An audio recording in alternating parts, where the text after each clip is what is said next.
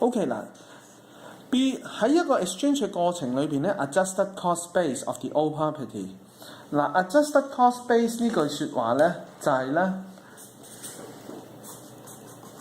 adjusted 咧，因為佢係變緊嘅 cost basis 咧就即是話嗰間屋咧嗱原先咧係10萬蚊，佢唔係 cash 買翻嚟，佢係sorry，我10萬就 cash 買翻嚟嘅時候咧，佢一路係貶值緊嘅，因為買間屋翻嚟佢可以 depreciate 噶嘛。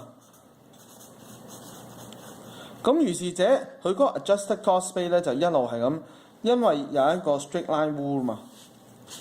隨住時間，我哋 depreciation residential 係27年半。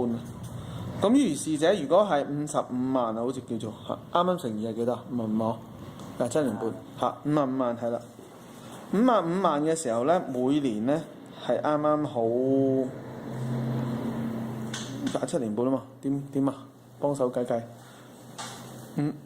我係嚇啱啱27年半，好似冇晒，1年2萬係嘛？係，1年2萬係咯。係咯，跟住27年半咪冇咯，冇晒咯。